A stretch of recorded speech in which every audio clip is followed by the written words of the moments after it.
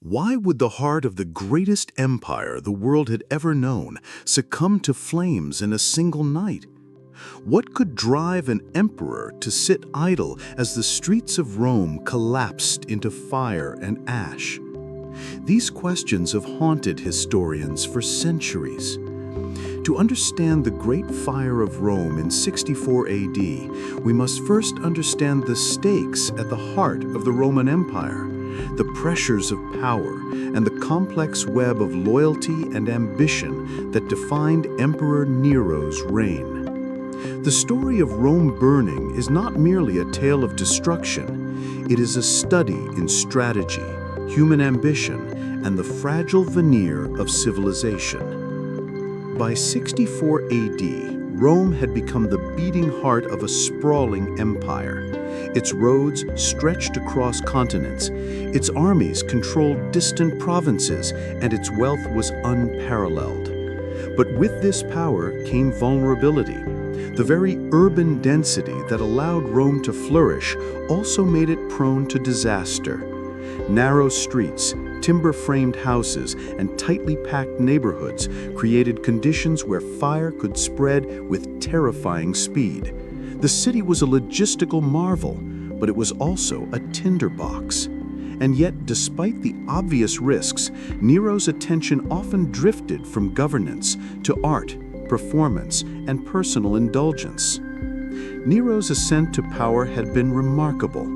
At the age of 17, he became emperor after the death of Claudius, orchestrated, some say, by his mother, Agrippina the Younger. Initially, Nero appeared the perfect emperor, intelligent, cultured, and seemingly devoted to the people of Rome. His early years were marked by relative stability, thanks largely to the guidance of Seneca, the philosopher and statesman, and Burrus, the loyal Praetorian prefect. Under their influence, Rome experienced careful administration, fiscal prudence, and military security. Yet the veneer of competence would erode as ambition, paranoia, and the complexities of empire began to take their toll. Consider the pressures Nero faced. The Senate was a constant source of tension, eager to assert influence, yet fearful of imperial wrath. The Praetorian Guard held the real power in Rome, their loyalty pivotal to the survival of any emperor.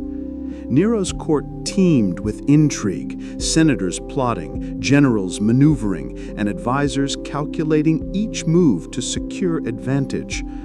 In this environment, every decision carried weight, and every misstep could ignite rebellion. Strategy in Rome was not limited to the battlefield. It extended to politics, urban management, and even perception. The fire that would consume much of Rome was not merely a spontaneous disaster. The city's vulnerabilities, combined with Nero's controversial leadership, created a situation where chaos became inevitable. Imagine the logistical nightmare. Tens of thousands of residents packed into districts with little organization for evacuation, flammable materials stacked in markets, and emergency response systems dependent on human coordination rather than engineered solutions. From a military perspective, controlling such a crisis demanded the same strategic thinking required on a battlefield: clear command, rapid mobilization, and foresight. Failure in any of these elements could, and did, lead to catastrophe. But Nero's personal decisions added another layer of complexity. Rumors abound that he watched the city burn from his palace, playing music as the skyline glowed.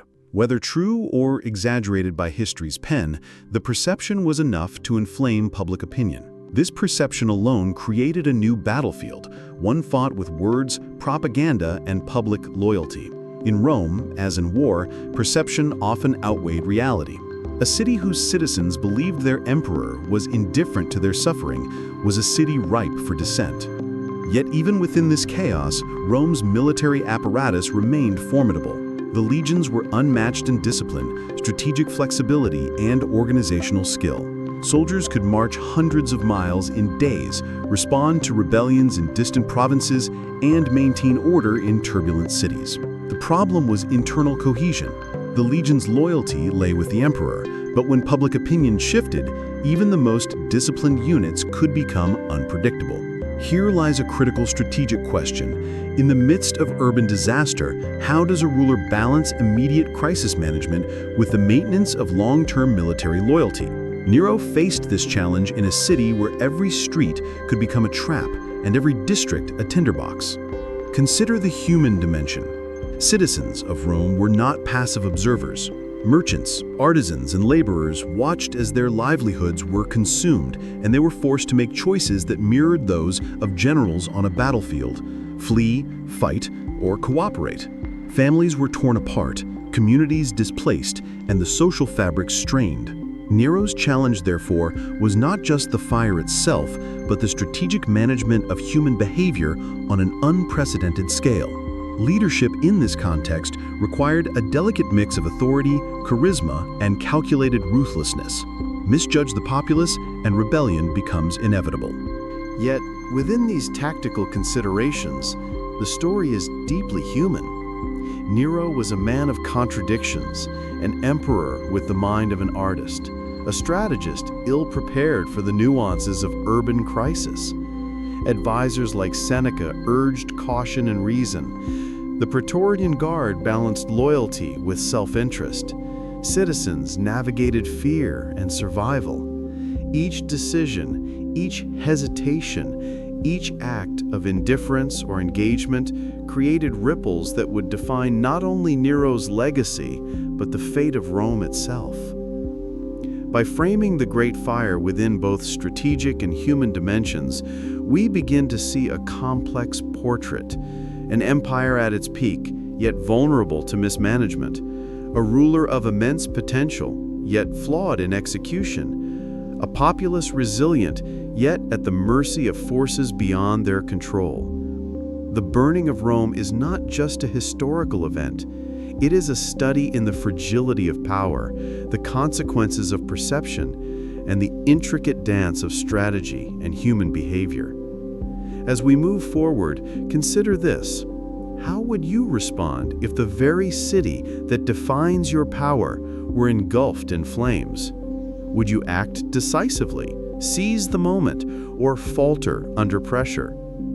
This question, both tactical and moral, sets the stage for understanding Nero's choices, the military calculations, and the political intrigue that followed. The flames that devoured Rome were not merely fire, they were a test of leadership, strategy, and human will. And history still trembles because the answers are as complicated and as human as the empire itself.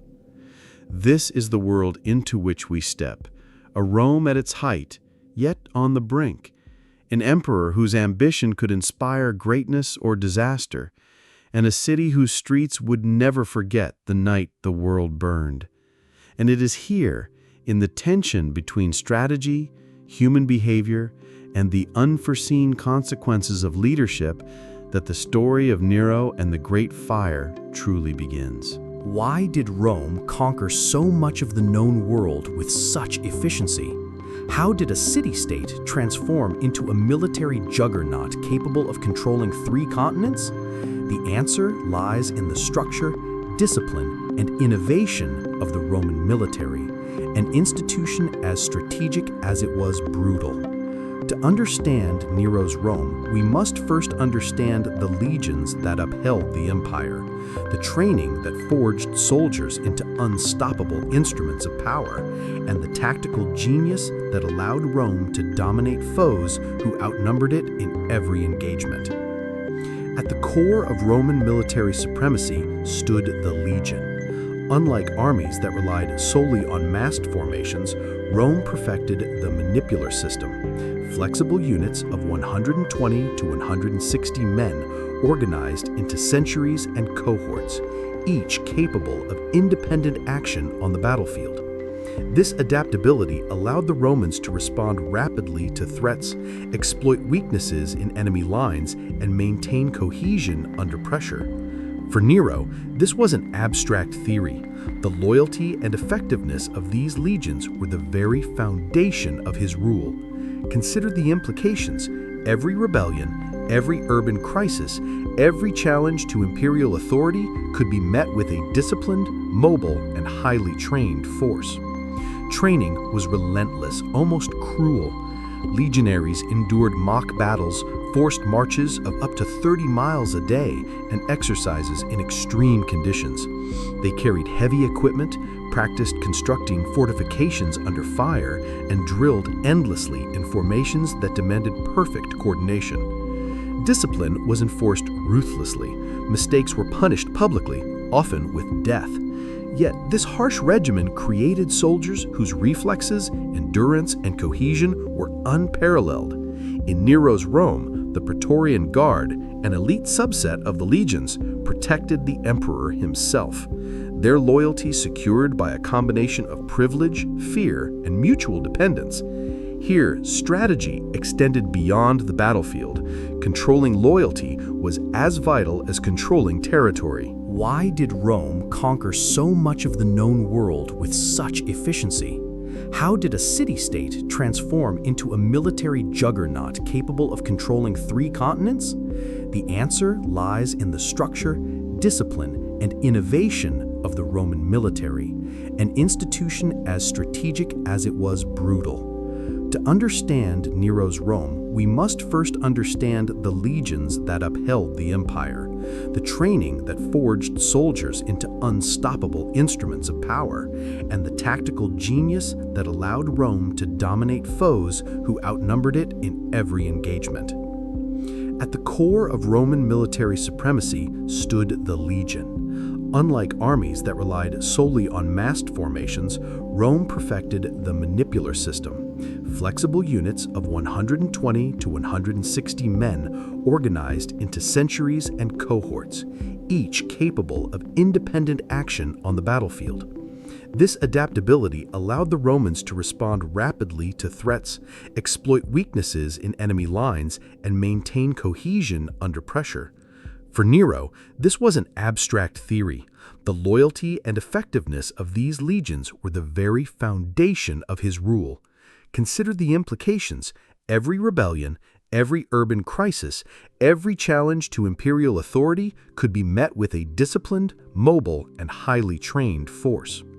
Training was relentless, almost cruel. Legionaries endured mock battles, forced marches of up to 30 miles a day, and exercises in extreme conditions. They carried heavy equipment, practiced constructing fortifications under fire, and drilled endlessly in formations that demanded perfect coordination. Discipline was enforced ruthlessly. Mistakes were punished publicly, often with death. Yet this harsh regimen created soldiers whose reflexes, endurance, and cohesion were unparalleled. In Nero's Rome, the Praetorian Guard, an elite subset of the legions, protected the emperor himself. Their loyalty secured by a combination of privilege, fear, and mutual dependence. Here, strategy extended beyond the battlefield. Controlling loyalty was as vital as controlling territory. Yet structure and equipment alone do not make an army invincible. Leadership mattered, and Roman commanders were trained in strategy, logistics, and political navigation. Centurions were not mere disciplinarians, they were tactical managers responsible for maneuvering units under fire, maintaining morale, and executing orders with precision. Legates and generals studied enemy terrain, supply lines, and psychological factors before engaging. This approach was methodical. Each engagement was considered from multiple angles, and failure was analyzed ruthlessly. In effect, Rome waged war as much in the mind as on the battlefield. Consider a typical legion in action. Advancing against a hostile force, the front line forms the testudo, shields overlapping like a tortoise shell, while pilum volleys weaken the enemy before engagement. Cohorts maneuver around flanks, exploiting gaps and forcing retreats. Reserve units remain poised to reinforce or exploit breakthroughs. Even when outnumbered, Roman formations maintained cohesion, turning tactical precision into strategic dominance. Nero may not have led armies personally, but his power rested on this machinery. its success or failure directly impacting his rule. The military's influence extended beyond conventional battles. Rome maintained control of distant provinces through roads, forts, and garrisons, projecting power across vast distances. Logistics were meticulous. Supply chains delivered food, weapons, and reinforcements efficiently. Intelligence networks gathered information on rebellious populations or external threats. In many ways, the Roman army was the empire's nervous system, relaying control, enforcing loyalty, and projecting authority wherever needed. Yet this system also had vulnerabilities: dependence on the emperor's favor, potential revolt within legions, and the challenge of managing domestic obligations with frontier campaigns. Human drama was inseparable from strategy. Soldiers were men with families, ambitions, fears, and loyalties. Some rose through merit, earning respect and command. Others were conscripts, bound by duty or necessity, whose personal investment in the empire's survival varied. Leadership decisions, whether to march into hostile territory, suppress unrest in Rome, or deploy troops for construction projects, placed immense pressure on commanders. Fail a campaign, and not only the empire suffered, careers, reputations, and lives were at stake. For Nero, managing these human dynamics was a strategic necessity. A miscalculation could spark mutiny or weaken the very instruments of imperial power. The Praetorian Guard deserves special attention. Tasked with guarding the emperor, they were both elite soldiers and political actors. Their loyalty was never guaranteed. It had to be negotiated continually through privilege, pay, and fear. They were kingmakers as much as protectors. Nero's relationship with the Guard exemplifies this delicate balance. Command them too harshly, and they could turn. Indulge them too freely, and they might become unpredictable. Strategy in Nero's Rome required anticipating both enemy moves and the ambitions of one's own troops, a challenge that would define his reign. Innovation extended beyond training and armament. Romans were masters of siegecraft, fortification, and battlefield engineering. Temporary camps could be erected overnight, walls reinforced with precision, and supply lines secured.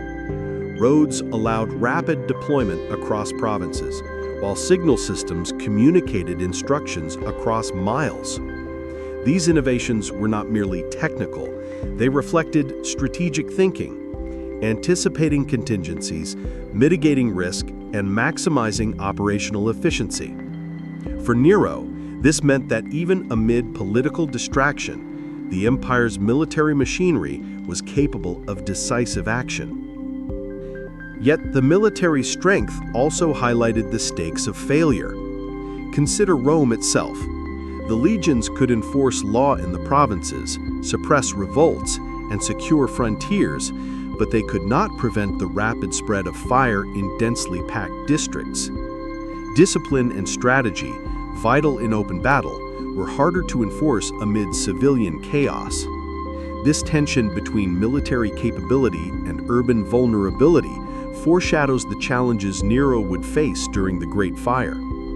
How do you command an army to protect a city when the enemy is not human, when the battlefield is every street and alley, and when every citizen's survival is uncertain? This tension also underscores a critical strategic insight: the power of perception. Roman soldiers were loyal, yes, but the empire's stability relied on public confidence.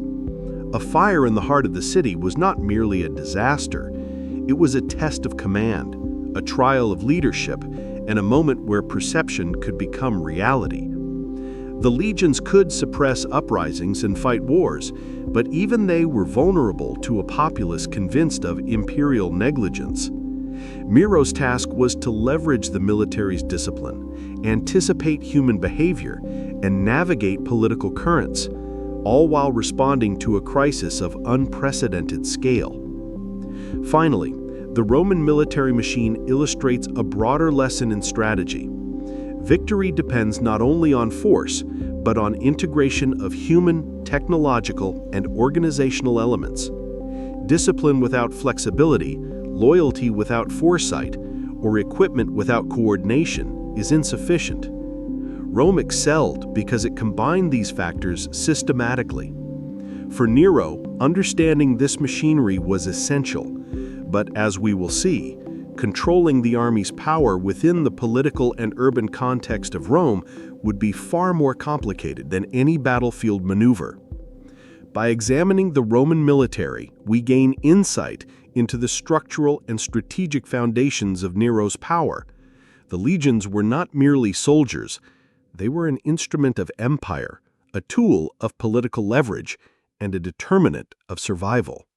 Their training, discipline, and tactical sophistication created an aura of invincibility, yet also set the stage for high-stakes leadership dilemmas. In the next section, we will see these dynamics put to the ultimate test as the Great Fire erupts and the question of command becomes a matter of life, death, and the fate of an empire. Why did Rome, the mightiest city of the known world, succumb so swiftly to flames in 64 AD? How could a city that controlled continents, commanded legions, and enforced law with precision be reduced to chaos in a matter of days?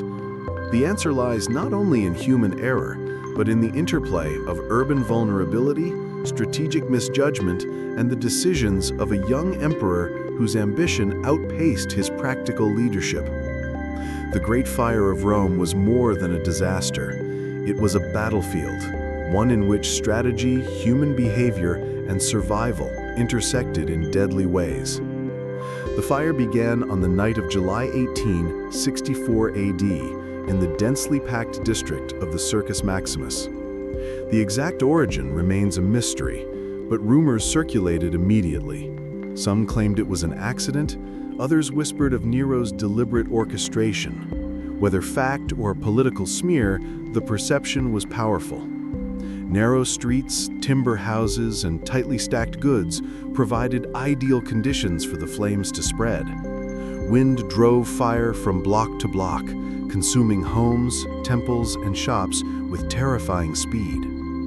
In strategic terms, Rome was unprepared for this form of urban warfare. Unlike conventional battles, the enemy was not a human opponent.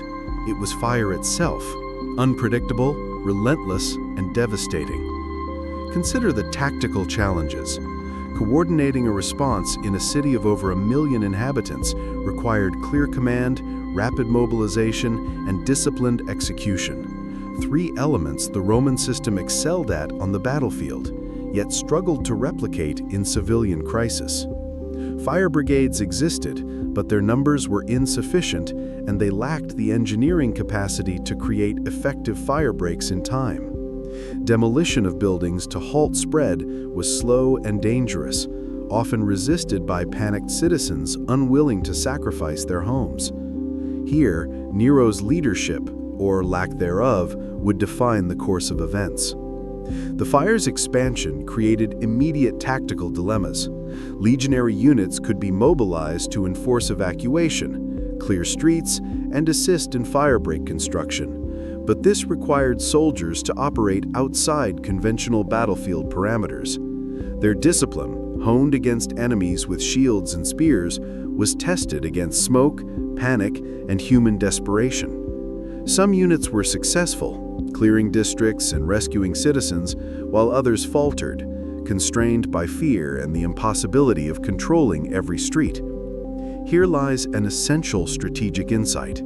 Even the most effective military force can be compromised by environmental conditions and human unpredictability.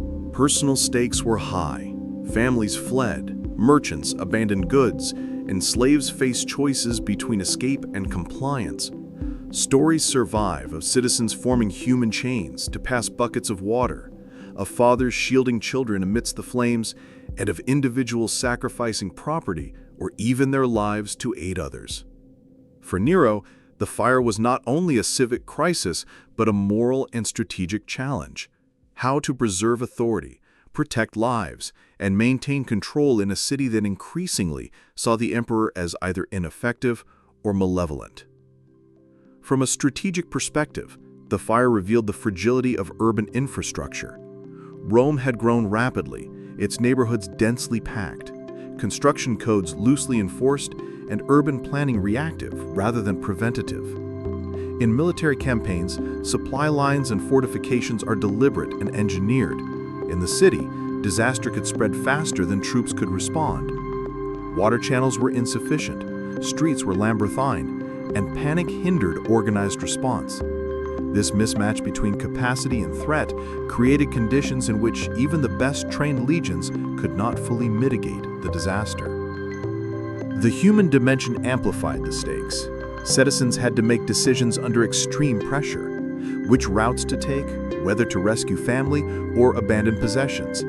These choices mirrored battlefield calculations: risk versus reward, loyalty versus self-preservation, coordination versus improvisation. Social cohesion was tested as never before. In districts untouched by fire, panic was contagious. Rumors and misinformation spread faster than flames, shaping behavior in ways that complicated emergency response. In strategic terms, Nero faced a population whose loyalty and obedience were essential to survival, yet whose trust was rapidly eroding. Political intrigue deepened the crisis. Rumors that Nero had started the fire to clear space for ambitious building projects, such as his proposed Golden House, spread through the city and the empire. Senators, eager to undermine him, used the disaster to question his competence and morality. The Praetorian Guard, tasked with maintaining order, navigated conflicting pressures, enforced loyalty to an emperor whose actions were suspect, or exploit chaos to assert their own influence. Each decision, small or large, was a tactical move in a broader game of survival and power. The aftermath of the initial blaze created immediate operational challenges. With districts destroyed, resources became scarce. Food supplies dwindled, shelters overflowed, and disease threatened the displaced.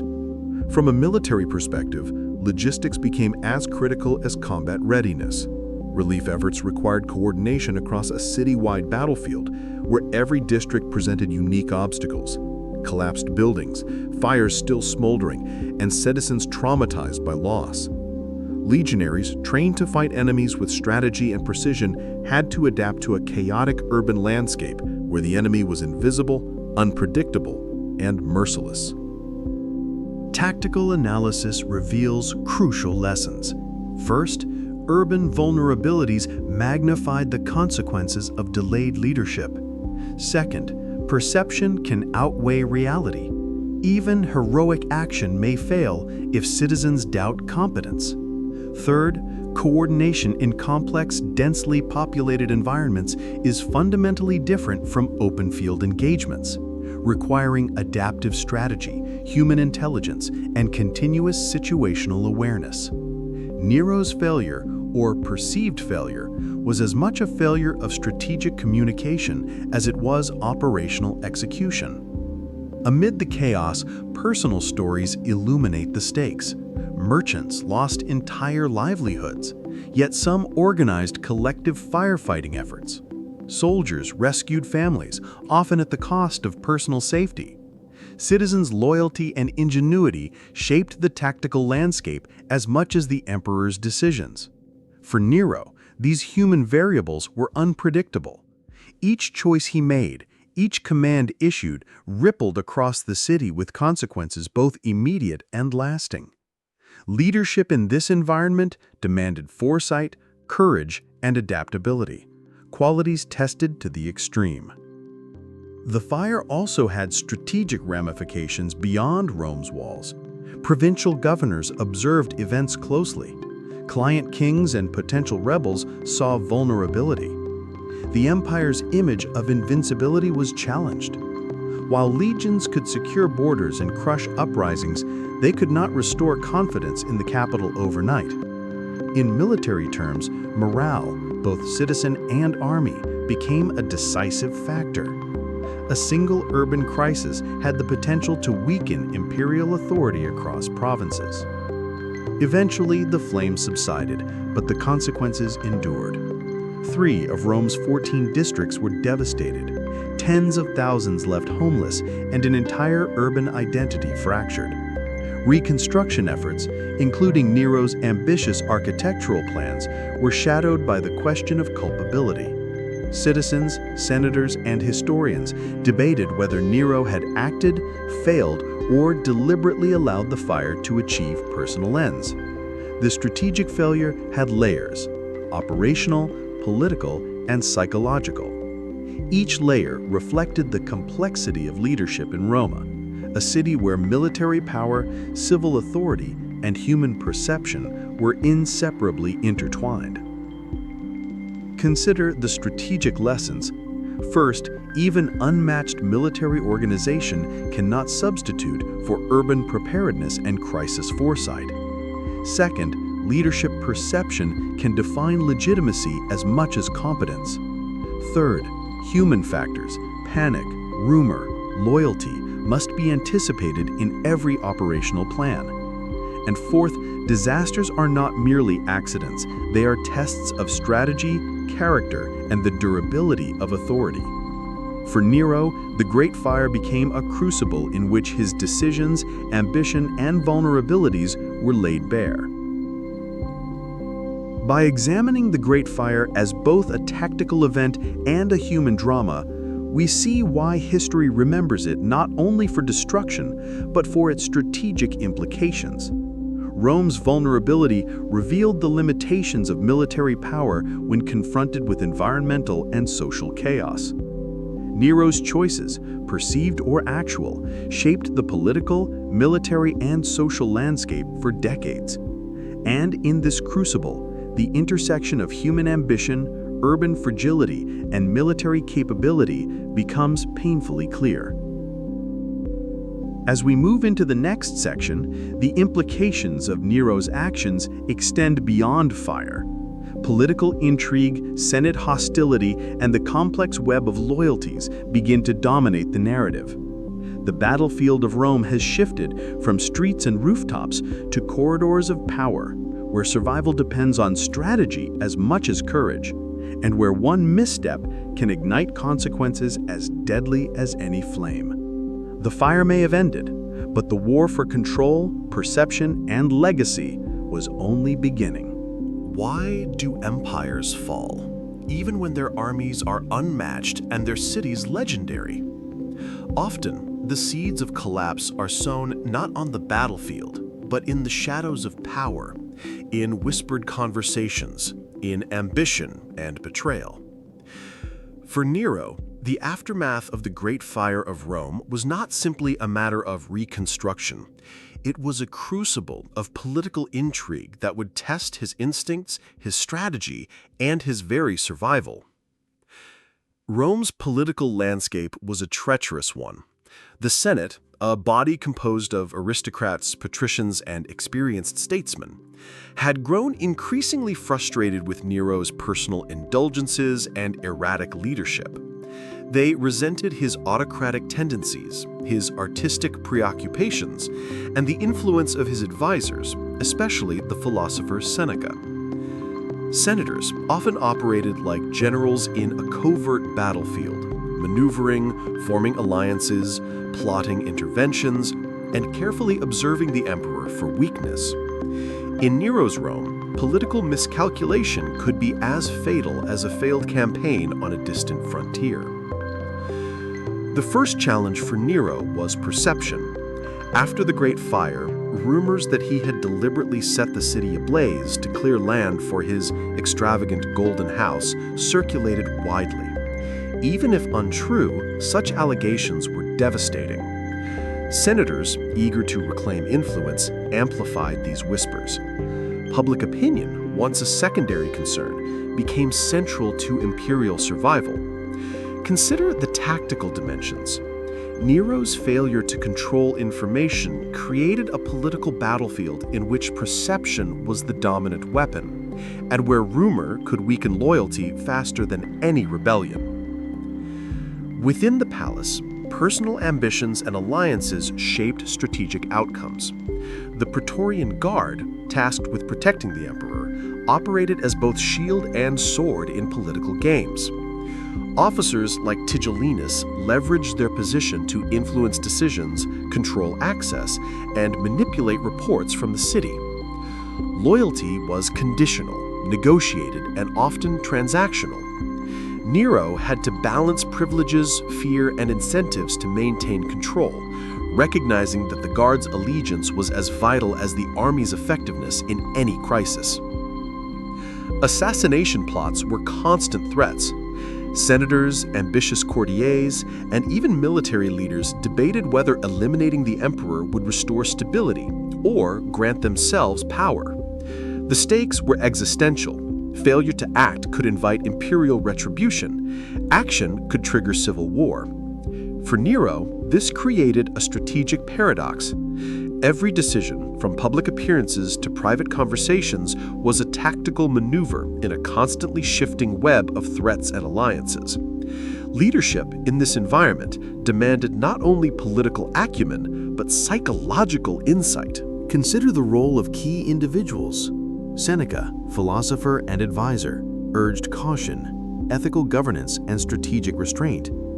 Yet his influence waned as Nero's artistic and indulgent tendencies grew. Poppaea Sabina, Nero's wife, exercised a subtler yet equally potent form of power: persuasion through intimacy, counsel in private chambers, and manipulation of public perception. Tigellinus, as head of the Praetorian Guard, balanced loyalty with ambition, shaping decisions behind the scenes. Each acted as both ally and potential threat, creating a dynamic where trust was a rare commodity and miscalculation could be fatal. The Senate's maneuvers following the fire highlight this tension. Senators debated blaming Christians as scapegoats, exploiting public anger to distance themselves from Nero's perceived negligence. This strategic deflection was both political and military. It shifted the focus of public unrest, quelled immediate threats to imperial authority, and redirected potential rebellion toward a marginalized group. Here, we see how political calculus mirrors battlefield strategy. Control the narrative, anticipate enemy reaction, and position forces, social, military, and political, for optimal outcomes. Yet the stakes were not abstract. Ordinary citizens observed, reacted, and judged. Riots broke out in districts still smoldering from the fire. Merchants protested destruction of property. Slaves and freedmen seized opportunities to escape or negotiate concessions. In essence, Nero's leadership was tested in both macro and micro dimensions. The emperor had to manage the ambitions of senators, the loyalties of the Praetorian Guard, and the unpredictable behavior of the populace simultaneously. Every choice carried cascading consequences. The assassination plot against Nero illustrates the lethal interplay of strategy and personal stakes. Senators conspired to remove him, weighing risks against potential gain. They relied on secret intelligence, coded communication, and opportunistic timing, much like generals planning a covert strike against a fortified enemy. Yet such plots were fraught with uncertainty. Betrayal from within, miscommunication, or misjudging Nero's perception could turn conspirators into corpses. This delicate balance between risk and reward underscores the complex tactical nature of Roman political life. Nero's counter-strategy combined calculation, intimidation, and calculated generosity. He reorganized the urban administration, redistributed wealth in relief efforts, and staged public spectacles to maintain favor. At the same time, he employed intimidation, executions, exile, and manipulation of key figures ensured that potential rivals understood the cost of dissent. This dual strategy, reward loyalty, punish treachery, mirrored battlefield principles: control morale, secure supply lines of support, and neutralize threats before they strike.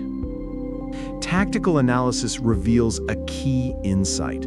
Political power in Rome required the same principles as military command. Intelligence gathering was critical, knowing who plotted, who influenced, who could be persuaded. Mobility was essential, shifting advisors, troops, and public attention like units on a battlefield. Timing dictated success.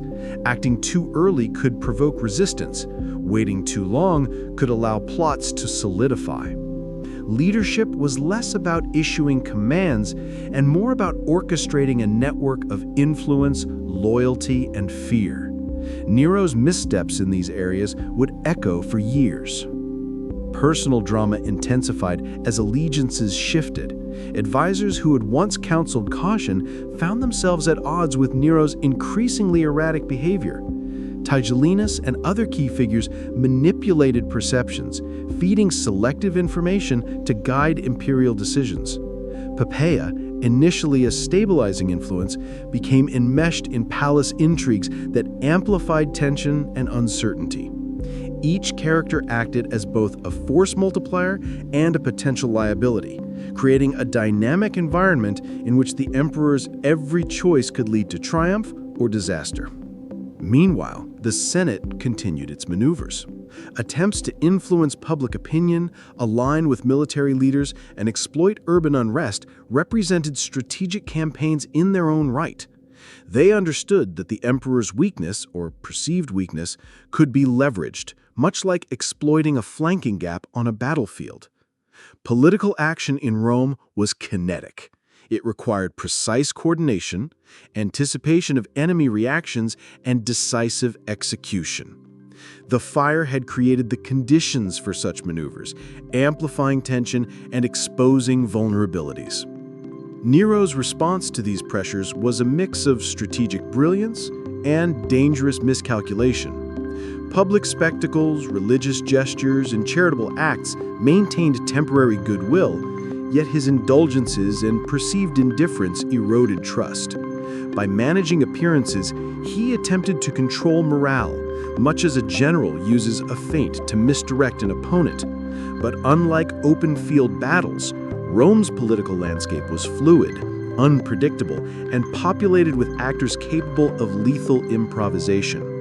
Every misjudgment could, and sometimes did, result in irreversible consequences. One particularly illustrative episode is the persecution of Christians, used as scapegoats for the fire. Strategically, this served to redirect public anger away from Nero himself. Politically, it demonstrated ruthlessness to potential rivals. Morally, it revealed the calculus of leadership under extreme pressure, the need to maintain authority even at the cost of innocent lives.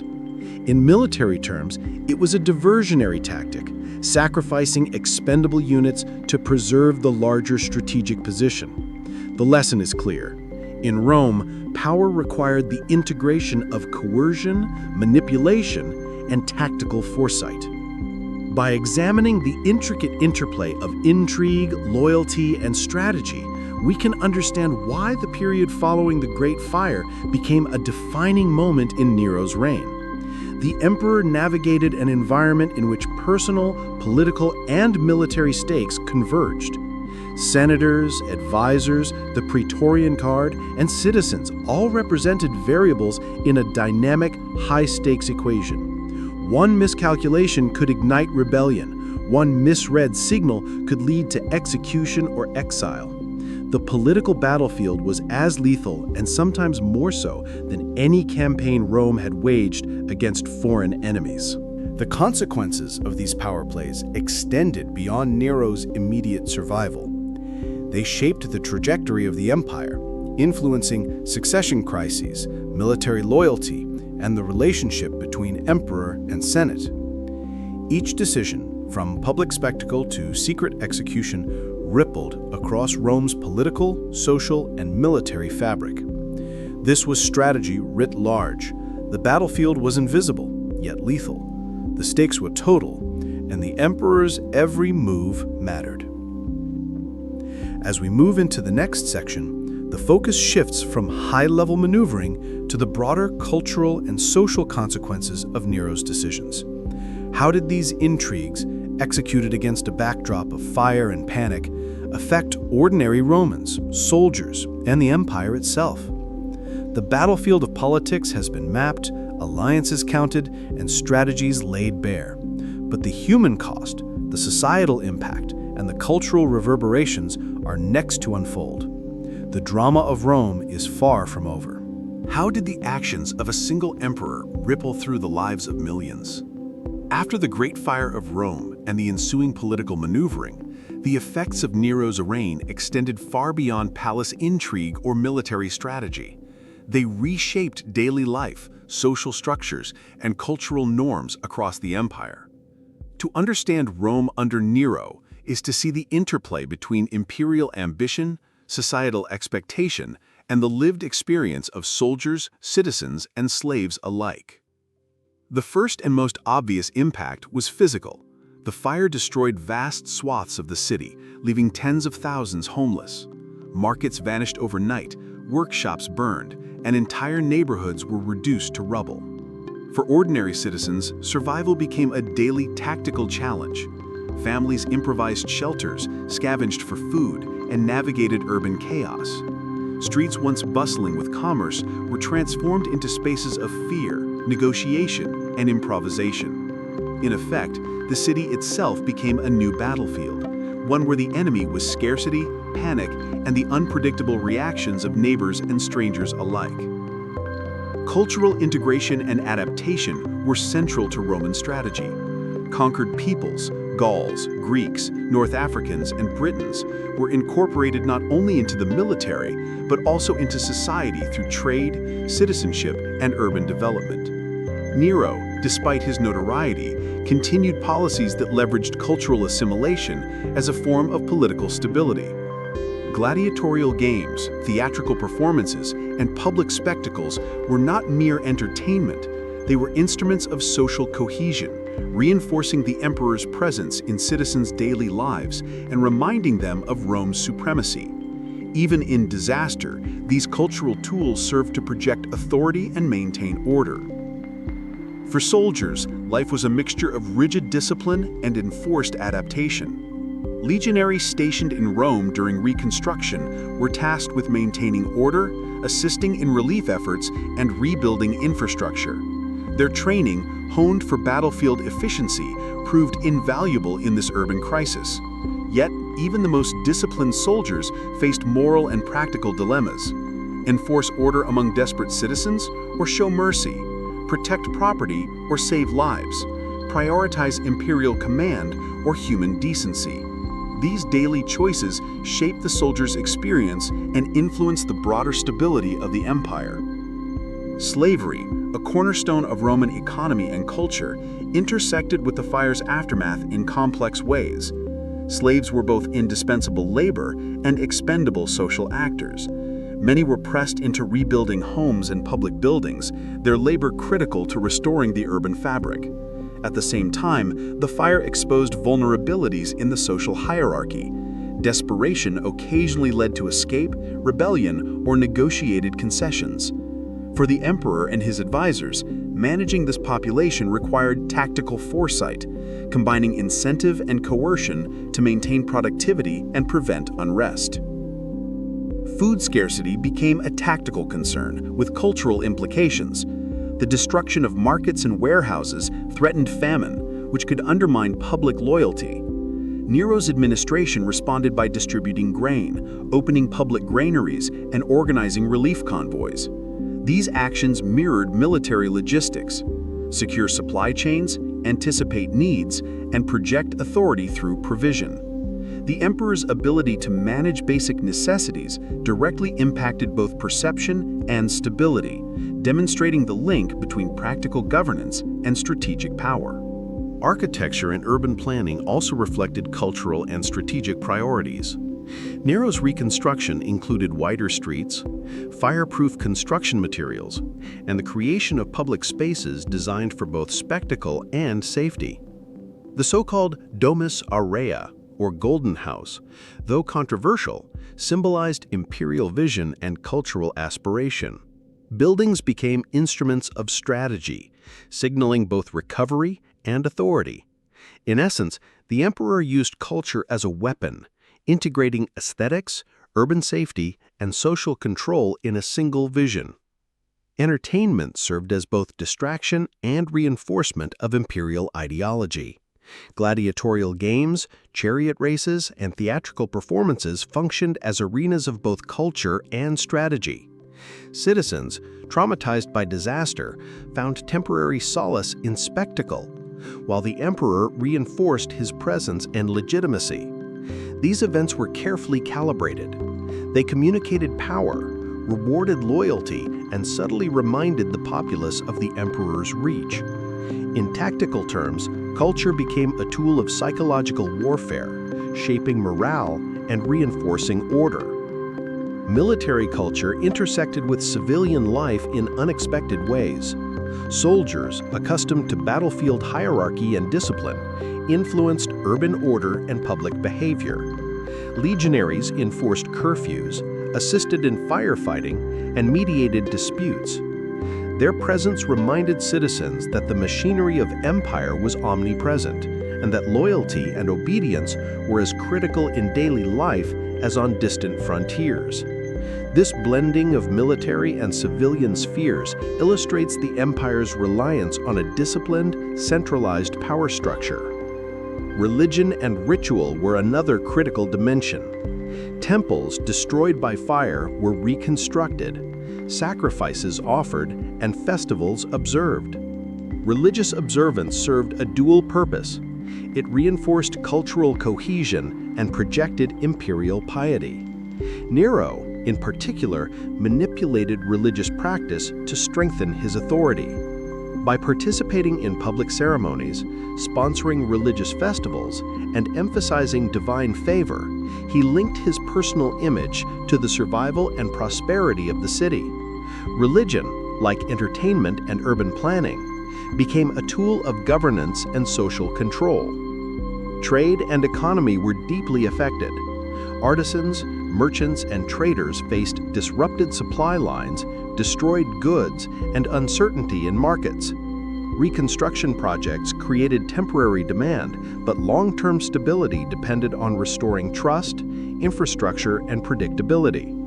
Nero's policies, subsidies, public works, and tax adjustments functioned as strategic interventions akin to reinforcing a weakened front line.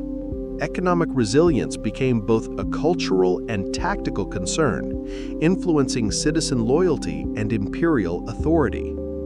Education and literacy also reflected cultural priorities. Elite children continued classical instruction in rhetoric, philosophy, and military theory, while ordinary citizens relied on apprenticeships and practical knowledge. Roman culture prized adaptability. Military training, civic participation, and artistic expression were intertwined. In post-fire Rome, education was a strategic investment in the empire's future. Informed citizens, skilled artisans, and disciplined soldiers ensured long-term resilience. Daily life was a delicate negotiation between fear, opportunity, and obedience. Citizens navigated ruined streets, relied on social networks, and balanced survival against compliance with imperial edicts. Slaves adapted to new labor demands, soldiers enforced order, and officials coordinated relief. Each day presented tactical decisions at a human scale, mirroring strategic principles applied on a broader imperial level. Leadership, therefore, was tested not only in palace chambers, but in the streets, markets, and neighborhoods where ordinary Romans lived. The psychological impact of these events cannot be understated. Trauma, loss, and uncertainty shaped behaviors, alliances, and loyalties. Families made rapid decisions: flee or stay, aid neighbors or protect self-interest. Communities that cooperated survived more effectively, reflecting basic principles of strategic coordination and mutual support. Conversely, panic and mistrust amplified chaos, demonstrating how social cohesion directly influenced survival, just as it does on the battlefield. Archaeological evidence reinforces this picture. Excavations in burned districts reveal layers of ash, collapsed structures, and hastily reconstructed homes. Artifacts such as water buckets, Tools and personal items provide insight into civilian responses, improvisation, and adaptation. The material record corroborates historical accounts of resilience, improvisation, and strategic decision-making in daily life. It also underscores the interplay between human behavior, environment, and imperial authority. By examining culture and daily life, we see that Nero's Rome was not merely a city of elite intrigue or military precision. It was a living, breathing society shaped by disaster, governance, and adaptation. Social, cultural, and tactical factors were deeply intertwined. How citizens responded to fire, rebuilding, and imperial leadership influenced the stability of the empire as much as legions or palace plots. Everyday choices became strategic variables, demonstrating the complexity of managing both human and structural systems. This perspective also illuminates the broader consequences of Nero's policies. His reconstruction, while controversial, created urban improvements that enhanced safety and public space. Entertainment, religion, and social programs reinforced cohesion. Soldiers' presence maintained order. Slaves' labor rebuilt infrastructure. Citizens' resilience demonstrated the adaptive capacity of the population. Together, these factors illustrate how culture, daily life, and imperial strategy intersected in a high-stakes environment. As we transition to the next section, we must consider the turning point, the moment when accumulated pressures, strategic miscalculations, and social dynamics began to reshape the empire in ways Nero could not control. The fire and political intrigue had destabilized Rome, but the cultural and human consequences created conditions for profound change. The lessons of daily life, citizen behavior, and cultural management set the stage for the empire's subsequent challenges, highlighting the complex interplay between leadership, society, and survival. Why do empires, seemingly invincible, suddenly falter? For Rome under Nero, the turning point was not a single battle or disaster, but a convergence of misjudgments, ambition, and human error.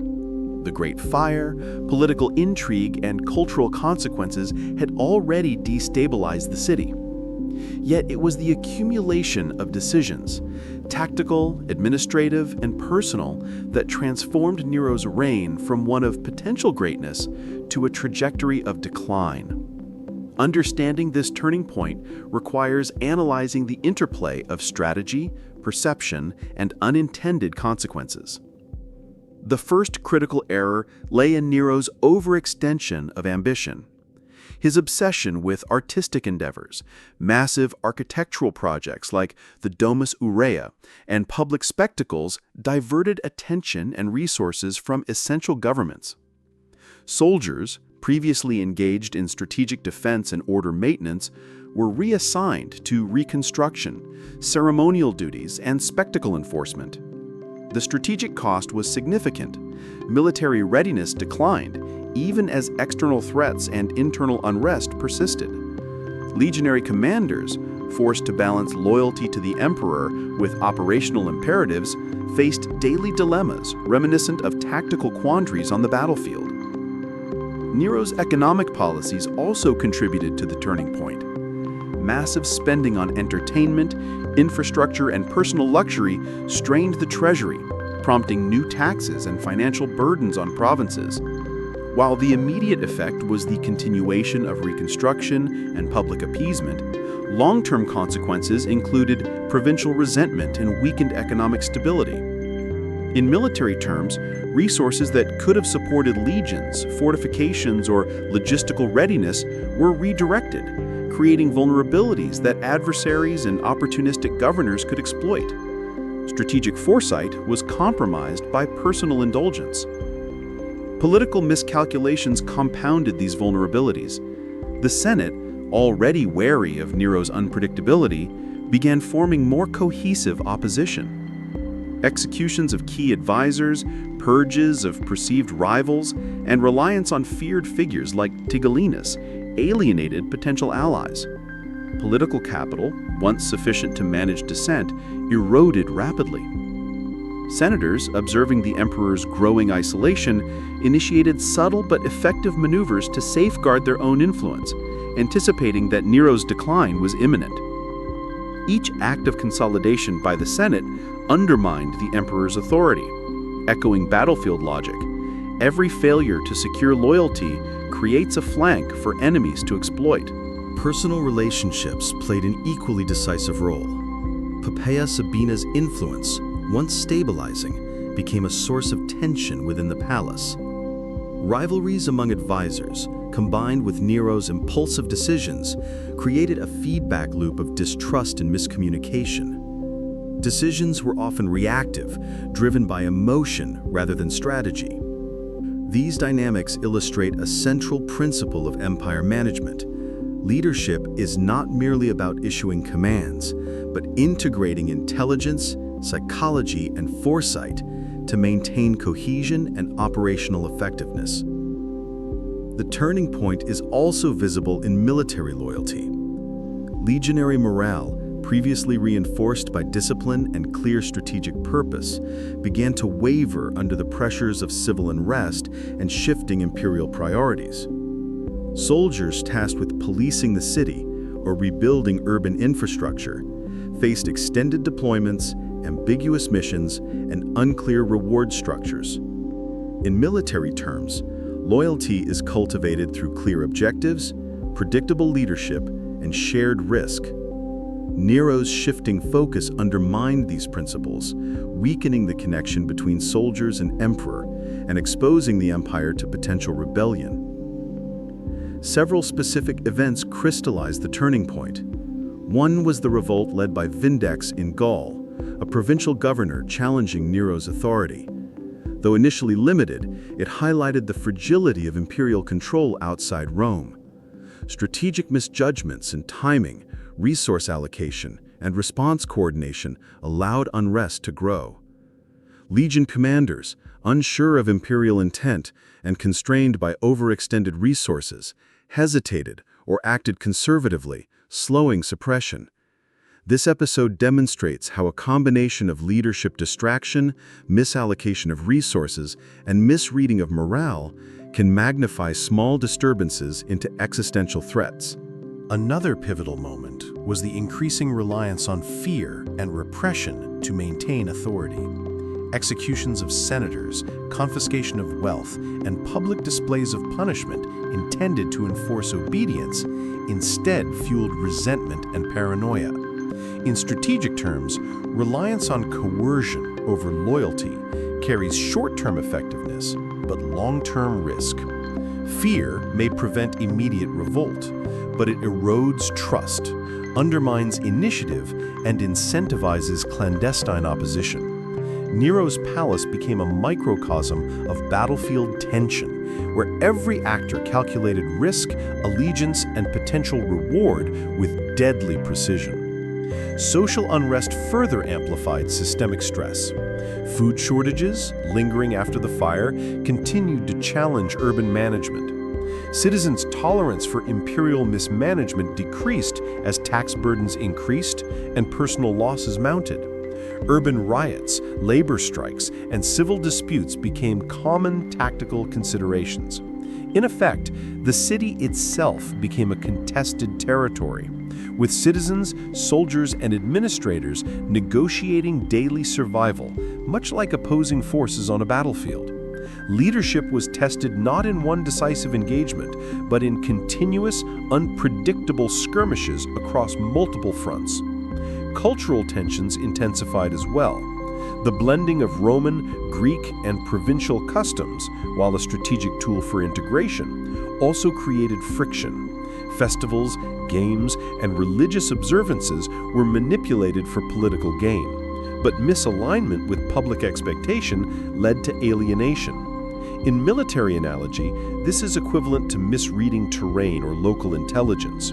A strategy that works in one district may fail catastrophically in another. Nero's inability to calibrate cultural management under increasing pressure accelerated the turning point, creating fissures in loyalty and social cohesion. Archaeological evidence reinforces the consequences of this period. Layers of reconstruction reveal rapid rebuilding with variable quality, indicating both urgency and resource strain. Public works were completed in haste, while some districts remained partially destroyed for years. Coins, inscriptions, and building materials reflect the emperor's attempt to project authority and continuity despite systemic weaknesses. These material traces underscore the practical and symbolic dimensions of strategy. Authority must be both visible and effective, or it risks being questioned. The turning point was not sudden but cumulative, emerging from intersecting pressures: political intrigue, urban devastation, social stress, and leadership miscalculations. Each factor alone might have been manageable, but combined, they created an environment where strategic errors compounded, morale faltered, and the empire's stability became fragile. From a military historian's perspective, this is a classic example of operational overreach, dispersing forces, ignoring logistics, and mismanaging both human and material resources. The battlefield had shifted from the frontier to the heart of Rome itself. Nero's personal response to this crisis illustrates both human vulnerability and the dangers of unchecked ambition. Increasingly isolated, he relied on sycophantic advisors, punitive measures, and extravagant displays to assert control. Strategic insight was often sacrificed to ego, and decisions became reactive rather than proactive. In essence, Nero's reign demonstrates the critical importance of adaptive leadership, the capacity to recognize environmental changes, assess risk realistically, and prioritize long-term survival over short-term glory. The turning point is both a cautionary tale and a window into the mechanics of empire. As we transition to the consequences and historical impact, it is clear that the choices made during this turning point reverberated for decades. Leadership errors, cultural mismanagement, and political intrigue reshaped the empire's trajectory. Lessons in strategy, loyalty, and crisis management remain relevant today. The battlefield of Rome had shifted from military conquest to governance, social cohesion, and perception management, domains where victory is measured not by territory, but by survival, legitimacy, and enduring authority. What happens when political miscalculation, social upheaval, and leadership failure converge? For Rome, the aftermath of Nero's reign was a period of profound consequence, both immediate and far-reaching. The empire had survived the Great Fire, civil unrest, and political intrigue, but the cracks in its foundation had widened. The decisions made during Nero's tenure reshaped not only the city of Rome, but the trajectory of imperial governance, military loyalty, and cultural evolution. One of the most immediate consequences was the erosion of trust between emperor and senate. Nero's reliance on coercion, purges, and manipulation had left a legacy of suspicion. Senators who once navigated palace intrigue cautiously began consolidating alliances, preparing for future succession crises. This set a precedent. Future emperors would be measured less by battlefield victories than by political acumen, ability to manage elite factions, and skill in maintaining loyalty. From a strategic perspective, Nero's mismanagement highlighted the critical link between internal cohesion and external stability. A divided leadership threatens not just policy, but the very survival of an empire. Military loyalty also suffered long-term effects. Legionaries, stretched thin during urban reconstruction and distracted by ceremonial duties, experienced declining morale. The repeated redirection of military focus, from frontier defense to domestic policing, exposed vulnerabilities that would manifest in later revolts and mutinies. In tactical terms, this demonstrates a fundamental principle. Forces trained for specific objectives cannot be indefinitely repurposed without risk. Nero's overextension undermined the operational readiness of Rome's military machine, leaving the empire exposed to both internal dissent and external threats. Culturally, the impact was both profound and paradoxical. Nero's ambitious projects, the Domus Aurea, extravagant spectacles, and restructured urban spaces left lasting marks on Roman architecture and urban planning. Streets were widened, public spaces redesigned, and fire-resistant materials incorporated into reconstruction. These changes improved safety and functionality, but also reinforced imperial presence and authority in subtle ways.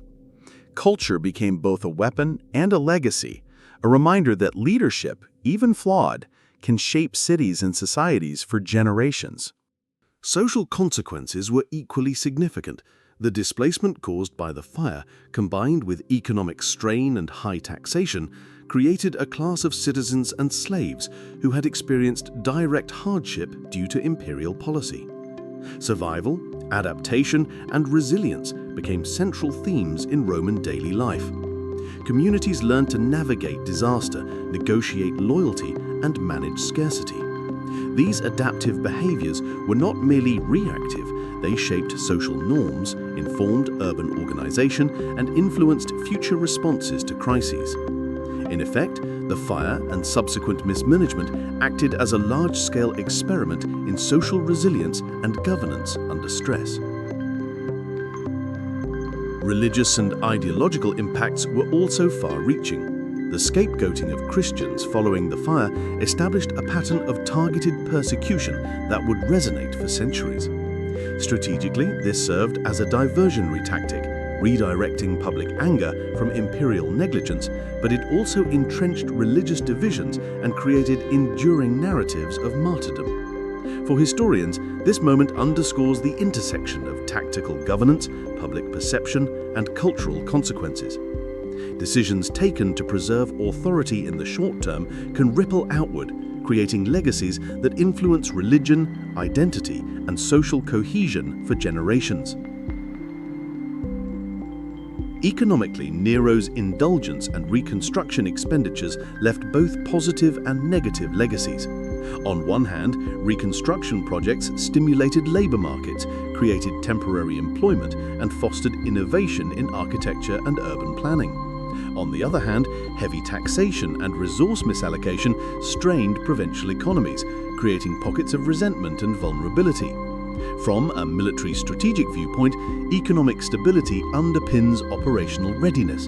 The ability to fund armies, maintain infrastructure, and secure loyalty relies on balanced fiscal management.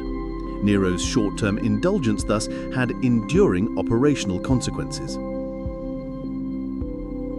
The turning point of Nero's reign also influenced succession practices.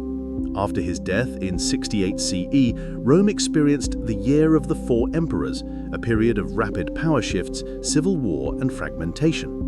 Military factions, provincial governors, and senators exploited the leadership vacuum, reflecting the strategic consequences of weak succession planning.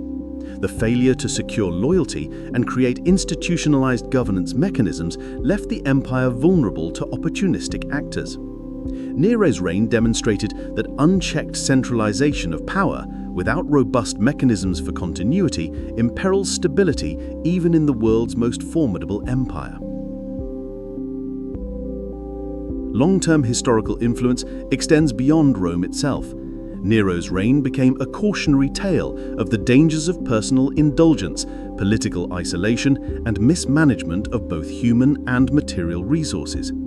Military historians and political theorists alike draw lessons about the relationship between leadership, strategy, and societal stability. From the collapse of urban order to the erosion of elite cohesion, Nero's decisions illuminate enduring principles. Authority is fragile, loyalty is earned, and perception can be as decisive as force. Archaeological evidence reinforces these historical lessons. Excavations in Rome reveal layers of fire-damaged structures, hastily reconstructed homes, and public works designed to reinforce imperial presence. Coins, inscriptions, and statues reflect attempts to project legitimacy and continuity. Material culture corroborates literary accounts of urban devastation, social adaptation, and imperial strategy. These findings underscore a crucial point. History is both lived and inscribed in the physical environment. Cities, artifacts, and infrastructure bear witness to the strategic and human consequences of leadership decisions. The psychological legacy of Nero's reign also shaped Roman society. Fear, mistrust, and opportunism became normalized within elite circles. Citizens learned to navigate uncertainty, adapting to shifting loyalties and fluctuating imperial priorities. Soldiers developed resilience and improvisational skill in both military and civil spheres. Collectively, these responses influenced how the empire functioned in subsequent decades. Strategic foresight, risk management, and human behavior all became critical variables in imperial governance, a lesson visible in Rome's later leaders who balanced spectacle with pragmatism, coercion with loyalty, and expansion with consolidation. On a broader scale, the events of Nero's reign remind us that empire is not solely defined by territory or military might. Governance, social cohesion, and cultural management are equally critical. Decisions made in the aftermath of the fire, during palace intrigue, and in everyday administration had cascading effects, shaping not only immediate stability but long-term trajectories. Modern historians, political scientists, and military theorists continue to analyze these dynamics, drawing parallels to contemporary leadership challenges. The lessons of Rome resonate in any context where complex systems, human behavior, and strategic foresight intersect. Perhaps most striking is how Nero's reign illustrates the fragility of perception. Despite his military resources, urban reconstruction, and cultural initiatives, rumors, distrust, and misjudged public sentiment undermined authority. Reputation, legitimacy, and social cohesion proved as decisive as legions or fortifications. In military terms, this is equivalent to controlling the battlefield narrative, maintaining morale, and ensuring command credibility. Leadership failure in perception can undermine operational success, a principle as relevant in ancient Rome as in modern conflict. Ultimately, the consequences of Nero's reign shaped the course of the Roman Empire for generations. They influenced succession practices, military deployment strategies, urban planning, and social cohesion. They left a cultural and architectural legacy visible to this day. More than that, they provide a case study in the delicate balance of power, the interplay of personal ambition, strategic decision-making, and societal response. Rome under Nero demonstrates that even the greatest empire is vulnerable to the cumulative effects of misjudgment, overextension, and human frailty. As we move into the conclusion, it becomes clear that the historical impact of Nero's reign extends beyond mere events. The turning points, consequences, and lessons drawn from his decisions continue to inform our understanding of leadership, strategy, and human behavior. From military loyalty to social resilience, from cultural adaptation to economic management, Nero's Rome provides enduring insights into the challenges of governance under extreme pressure. The past, as always, echoes in the present, reminding us that history is not only recorded, it is experienced, analyzed, and applied. What does Nero's Rome teach us about leadership, power, and the consequences of decisions under pressure? After decades of military dominance, architectural grandeur, and cultural sophistication, the empire faced vulnerabilities not from external conquest, but from internal mismanagement. The story of Nero and the Great Fire is more than an ancient scandal. It is a study in strategy, human behavior, and the delicate balance required to maintain authority. The reign of Nero demonstrates that empire is sustained not solely through military might, but through perception, loyalty, and governance. Military strength provided Rome with unmatched defensive and offensive capabilities, yet it could not compensate for the erosion of trust between emperor and senate, the disillusionment of citizens, or the overextension of resources. In modern terms, this mirrors organizations where operational efficiency cannot overcome leadership failures or misaligned priorities. The lesson is clear. Authority must be both legitimate and strategically reinforced to endure. Cultural management played a critical role. Nero's use of entertainment, religion, and urban planning to influence public perception mirrors modern strategies of social cohesion and psychological operations. The Golden House, public games, and religious festivals were more than indulgence. They were calculated instruments to assert presence, project power, and maintain stability. Today, the parallels are visible in statecraft, corporate culture, and public diplomacy. Perception is power, and cultural influence is an essential tool for leadership. Social resilience also emerges as a key insight. The citizens, soldiers, and slaves who survived the Great Fire adapted, improvised, and negotiated daily survival. Their actions maintained essential urban functions and preserved social order. Modern leaders can draw lessons from this adaptability.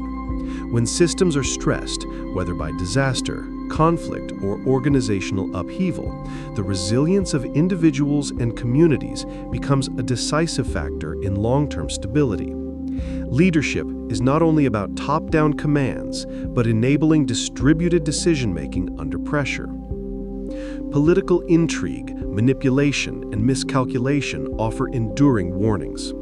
Nero's reliance on fear, purges, and favoritism alienated allies and emboldened opponents, ultimately destabilizing his reign. From a contemporary perspective, this illustrates the importance of coalition building, transparency, and strategic communication. When trust erodes among key stakeholders, even the strongest institutions become fragile. History repeatedly shows that over-centralization, impulsive decision-making, and mismanagement of alliances are a recipe for collapse. Economics, logistics, and resource allocation provide another layer of relevance. Nero's massive expenditures on reconstruction and personal projects, while temporarily effective in projecting authority, undermined long-term fiscal stability. Today, misallocation of resources, whether in military, corporate, or governmental contexts, can produce similar vulnerabilities. The principle is timeless. Strategy must account not only for immediate gains, but also for sustainability, adaptability, and risk management. Archaeological evidence reinforces these lessons in tangible ways. Burned districts, hastily rebuilt structures, and public works reveal the practical consequences of leadership decisions on society and infrastructure. Coins, inscriptions, and urban modifications demonstrate attempts to control narrative, assert authority, and maintain cohesion. Even centuries later, these physical traces teach us about the interplay between leadership, human behavior, and material reality. History leaves a blueprint if we choose to study it. Finally, Nero's reign offers a psychological lesson. Perception can be as decisive as force. Rumors, fear, and mistrust undermined legitimacy faster than any military defeat. This principle holds in modern military strategy, corporate leadership, and political governance. Control of the narrative, management of morale, and alignment of perception with reality are decisive factors in success. Authority is fragile, human behavior is unpredictable, and failure to account for perception can nullify even the most formidable power. In sum, the story of Nero and the Great Fire of Rome transcends its historical moment. It is a tale of ambition, miscalculation, resilience, and consequence. Military strength, cultural influence, social adaptation, and political strategy were all crucial, and mismanaged elements in any of these domains led to cascading failure. The lessons are timeless. Effective leadership requires foresight, adaptability, ethical calculation, and attention to both human and structural systems. As we reflect on history, consider the parallels in our own world. Organizations, nations, and leaders constantly navigate complex, high-stakes environments. The survival of institutions depends not merely on raw power, but on the delicate orchestration of loyalty, perception, resources, and culture. Nero's Rome reminds us that decisions, once made, ripple through systems in ways often unforeseen, shaping both immediate outcomes and long-term legacies. History, as always, is both warning and guide. By studying the rise, missteps, and consequences of Nero's reign, we gain insight not only into ancient Rome, but into the enduring principles of leadership, strategy, and human behavior. The empire may have burned, but its lessons continue to illuminate the paths of those who seek to wield power wisely, or failed disastrously in the attempt.